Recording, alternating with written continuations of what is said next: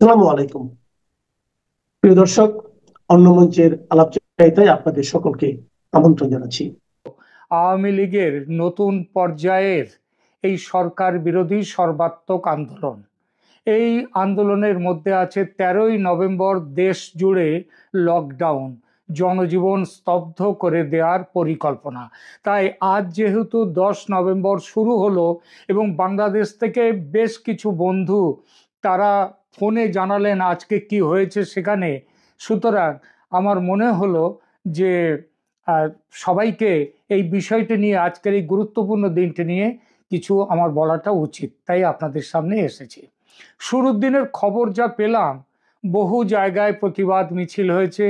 এসব মিছিল যে সবখানে শান্তিপূর্ণ থেকেছে তা নয়, ইট পাথর ছোড়াছুড়ি হয়েছে, যানবাহন আক্রান্ত হয়েছে, আগুন লাগানো হয়েছে বাসে বেশ কয়েক জায়গায়, এবং আরও কিছু কিছু জায়গাতে ককটেল বোমা পড়েছে কিছু জায়গাতে, তার মধ্যে ঢাকার বেতার কেন্দ্রও আছে।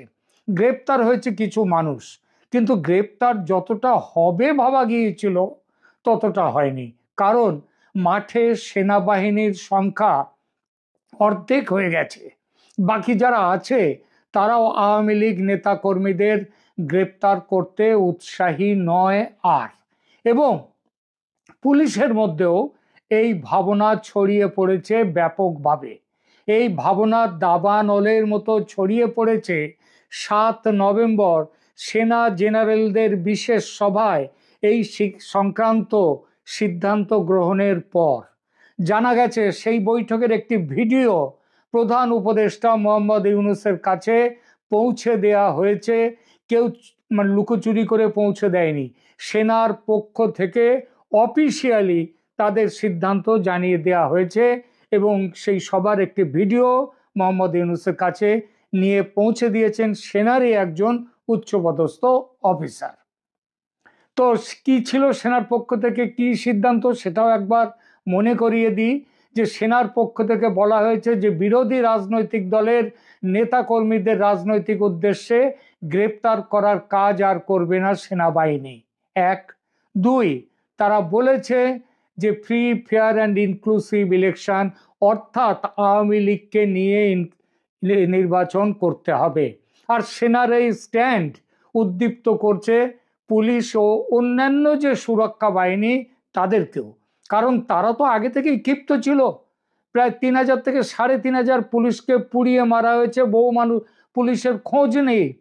তো তাদের তো আগে থেকেই ক্ষিপ্ত ছিল, আর সেনার এই সিদ্ধান্ত তাদের মনে আরো একটা জোর এনে দিয়েছে। একদিকে সেনা আর পুলিশের এই অবস্থা, অন্যদিকে আসিফ মাহমুদ সজীব ভুঁইয়ার প্রাইভেট আর্মি ট্রেনিং শেষ হয়নি এখনো। তারা আওয়ামী লীগের প্রোগ্রাম ভাঙতে মাঠে নামার উপযুক্ত হয়ে ওঠেনি এখনো পর্যন্ত।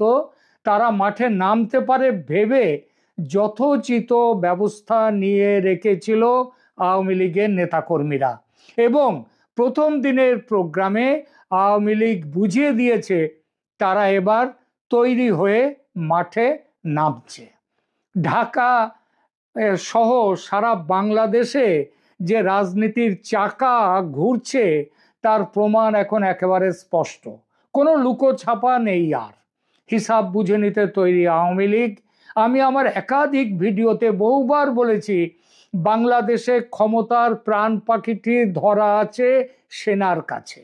ভারত খামোকা যুদ্ধে জড়িয়ে পড়ে অকারণ প্রাণহানির ঝুঁকি নেবে না।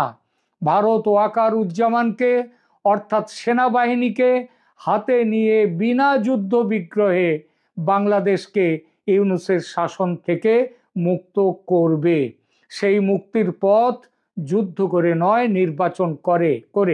এবং এই ব্যাপারটি আমি বারবার বলেছি, ভারত সীমান্তে যে সমরসজ্জা করছে সেটা হচ্ছে ওই ফোঁস করা, কিন্তু দংশন করা নয়। এই প্রসঙ্গে একদিন আমি রামকৃষ্ণ পরমহংসদেবের কথামৃতের সেই সাপের গল্পটি করেছি। ভারত এই লক্ষ্যে অটল থেকে একেবারে মন্ত্র উচ্চারণের মতো করে একটি কথাই বলে এসেছে, শুধু free, fair and inclusive election বাংলাদেশকে বাঁচানোর একমাত্র পথ।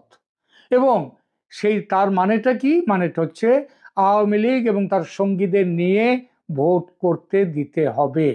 সেই একই কথা 7 নভেম্বর জেনারেলদের সভাতেও উঠে এসেছে এবং সেই অনুযায়ী সিদ্ধান্ত হয়েছে।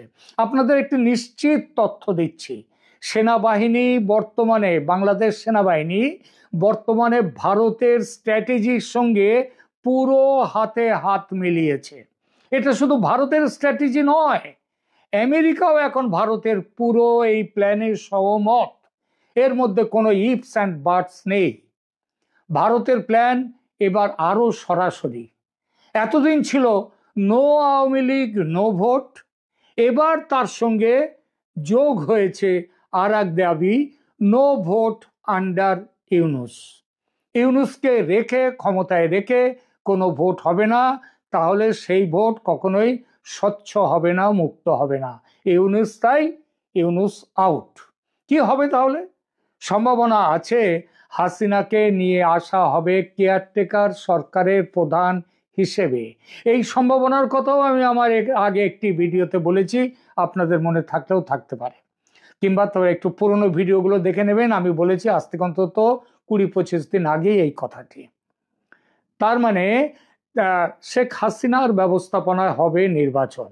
হ্যাঁ, এমন কথা মিথ্যে নয় তো, আদৌ এ কথা চলছে। যদিও বলে রাখি, সিদ্ধান্ত নেওয়া হয়নি। ট্রাম্প সিদ্ধান্তের ভার দিয়েছেন মোদির ওপর, কিন্তু মোদি সরকার একটু দোটানায় আছে। এমন সিদ্ধান্ত নেওয়াটা উচিত হবে কি হবে না, এমন সিদ্ধান্ত হাসিনার নির্বাচনে তার যে প্রসপেক্ট, তার পক্ষে যাবে না তার বিপক্ষে যাবে সেটা নিয়ে। তবে এটা যদি নাও হয়, এটা নিশ্চিত কেয়ারটেকার গভর্নমেন্ট আসছেই এবং নির্বাচন হচ্ছে। এই মুহূর্তে যা অবস্থা, নির্বাচন বাতিলের ক্ষমতা কারণে এনসিপি, জামাত, ইউনূস, পাকিস্তান কারণে। ওয়াকারুজ্জামান এবার